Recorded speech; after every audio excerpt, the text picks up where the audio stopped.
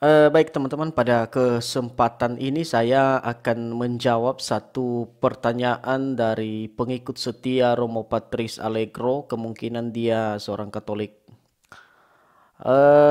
Ini dari Lakam Nasi 8432 di video saya yang berjudul itu Cemburu. Patris Allegro memfitnah pendeta MIM. Nah, dia bertanya begini teman-teman. Kebenaran bukan didapat dari debat, tetapi sejarah dan proses yang terjadi di dalamnya. Ajarannya Katolik sudah final, beda kalau di antara denominasi yang perlu cari panggung, tampil di depan umum untuk membenarkan denominasi masing-masing.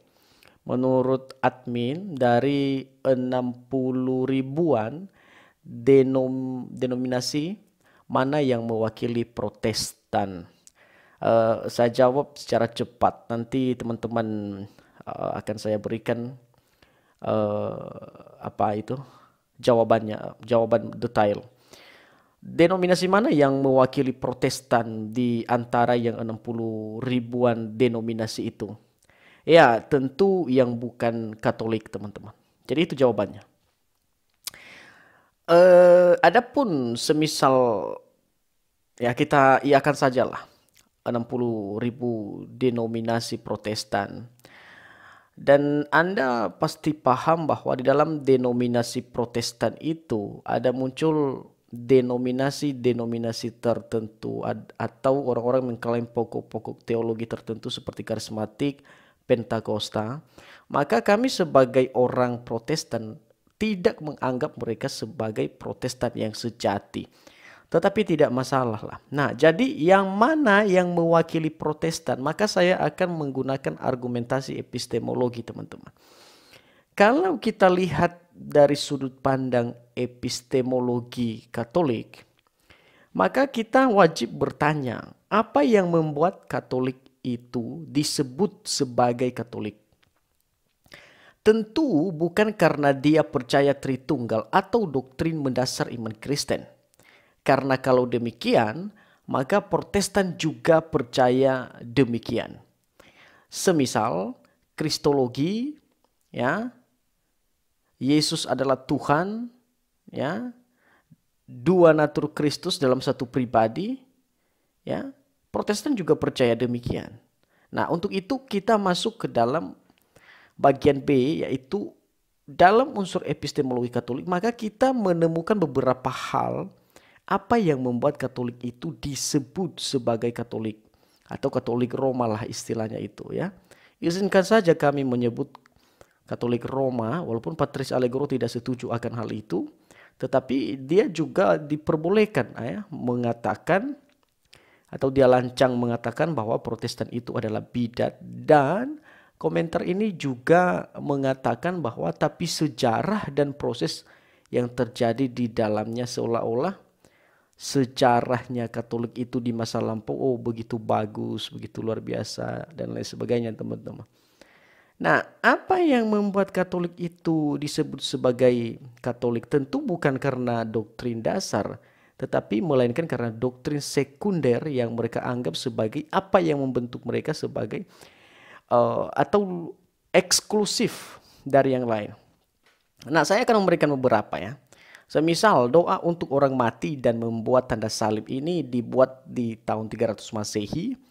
Pemujaan terhadap malaikat dan orang suci 375 Masehi. Ya, penggunaan patung-patung 375 Masehi juga. Ya, permulaan pemuliaan Maria atau istilah Bunda Allah Theotokos itu ya 431 Masehi. Doktrin tentang api penyucian dan lain sebagainya, gelar paus, mencium kaki paus, ya, hamba Tuhan tidak boleh menikah, doa rosario dan lain sebagainya, teman-teman. Alkitab dilarang untuk orang awam, itu secara Katolik, teman-teman. Nah, kalau kita lihat dari apa yang mereka ajarkan dan itu membuat mereka sebagai atau eksklusif disebut sebagai Katolik, maka pada posisi ini mereka bukan Protestan. Ya, mereka bukan Protestan. Katolik itu bukan Protestan. Kalau kita lihat berdasarkan itu. Ya. Jadi itulah yang membuat Katolik itu disebut sebagai Katolik. Itu dulu pemahaman yang mendasar untuk membedakan antara Katolik dan Protestan. Nah, sekarang kita masuk ke Protestan. Apa yang membuat Protestan itu disebut sebagai Protestan? Tentu bukan karena mereka percaya doktrin dasar, ya. Otomatis kalau kita nilai dari mereka mempercayai doktrin dasar kami Protestan, maka kami juga bisa disebut sebagai Katolik, ya, karena kami hanya mempercayai doktrin dasar. Tetapi bukan itu, ada hal yang paling mendasar yang dipercayai oleh Protestan. Ya. Apa epistemologi Protestan? Pertama, ya, Protestan itu percaya doktrin dasar. Iman Kristen, Tritunggal, Kristologi, dan lain sebagainya. Yang kedua, 5 sola reformator. Yang ketiga, Protestan itu mendasari ajarannya pada seluruh ajaran pada reformator. Ya, mungkin ada yang berbeda di pihak-pihak tertentu, misal ada perbedaan sedikit antara Calvin, Zwingli, Luther. Itu bukan soal paling mendasar, melainkan hanya segelintir saja. Tetapi ketika kita fokus pada dasar yang membedakan antara Katolik dan Protestan, maka sesungguhnya di dalam 5 sola reformasi itulah terjadi perbedaan yang sesungguhnya. Itu dia.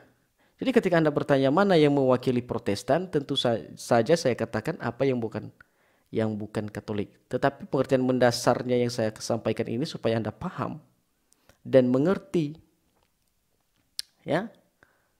Seluruh ajaran reformator, baik itu mengajarkan tentang tata gereja dan lain sebagainya, bahwa dia ada persamaan dengan Katolik, tapi ada bedanya, itulah yang membuat berbeda. Ya. Dan yang mengikuti itu terus-menerus dalam gereja, ya, itulah Protestan. Itulah yang mewakili Protestan. Ya. Bukan karena orang-orang itu ngaku bahwa kami Protestan, bukan. Tetapi apakah ajarannya itu masih didasarkan pada ajaran reformator? Ya, semisal 5 sola reformator, reformasi, ya, dan lain sebagainya.